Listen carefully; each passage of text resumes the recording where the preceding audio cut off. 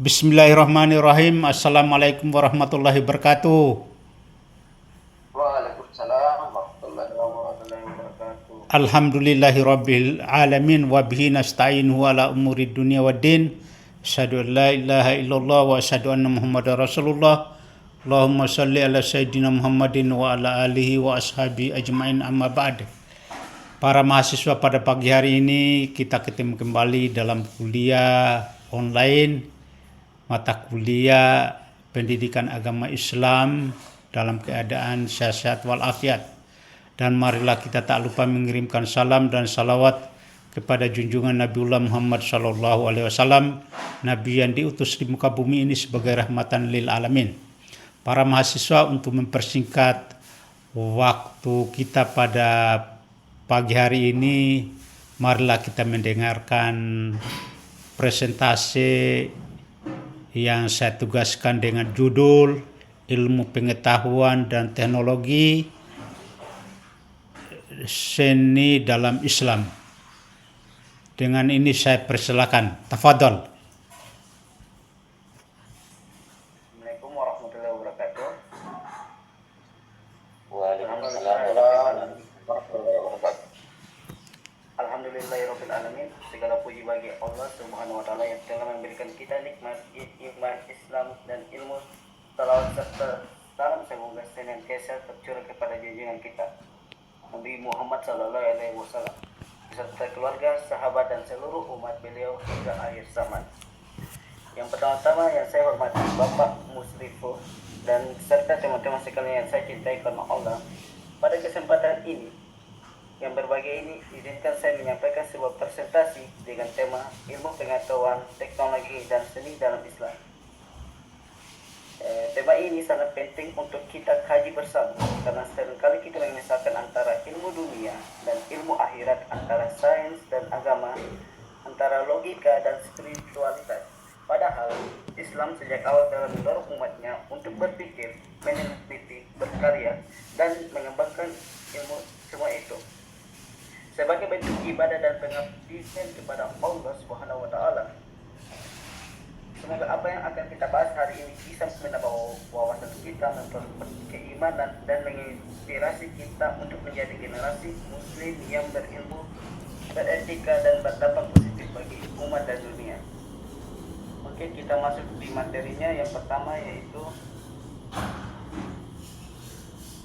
kita masuk di pendahuluan pertama.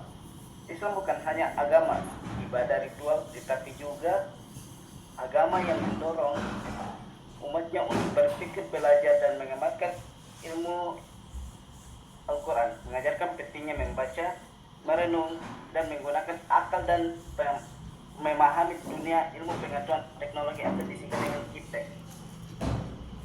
Dan seni dalam Islam diarahkan untuk memperkuat keimanan dan membawa manfaat bagi umat manusia. Dalam arti ini, Islam adalah agama yang komprehensif, mencakup seluruh aspek kehidupan manusia, bukan hanya ibadah ritual semata. Al-Quran dan hadis berulang kali menekankan pentingnya ilmu, akal, dan perenungan. Kita masuk di konsep iptek dalam Islam. Iptek dalam pandangan Islam merupakan sarana untuk mendekati diri kepada Allah. Ilmu dunia dan akhirat tidak dipisahkan, semuanya adalah bagian dari ciptaan Allah. Pengembangan iptek yang sesuai syariat Islam akan membawa kebaikan dan kesejahteraan di dunia dan akhirat. Dalam pandangan Islam tidak ada dikotomi antara ilmu agama dan ilmu dunia. Semua ilmu berasal dari Allah dan harus membawa pada yang pertama, penguatan iman, kemanfaatan sosial, pemeliharaan lingkungan, dan keseimbangan alam. Kita masuk di peran iptek dalam sejarah Islam. Pada awal itu, yaitu pada masa keemasan Islam, abad ke-8 hingga ke-13 Masehi, para ilmuwan muslim menjadi pionir dalam berbagai bidang seperti matematika, astronomi, kedokteran, dan filsafat. Contohnya adalah Al-Khawarizmi yang ahli dalam matematika, Ibnu Sina ahli dalam bidang di kedokteran, dan Al-Biruni ahli dalam hal astronomi. Ilmu dikembangkan sebagai bentuk ibadah dan tanggung jawab khalifah di bumi.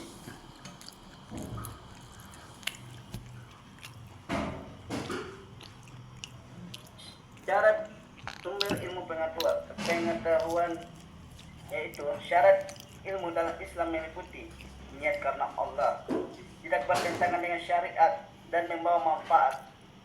Sumber ilmu menurut Islam terdiri dari wahyu atau Al-Quran dan hadis, akal sehat, serta observasi melalui panca indera.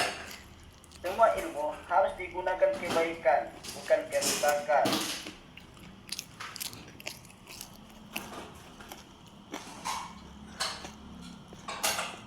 Kita masuk di etika menuntut ilmu.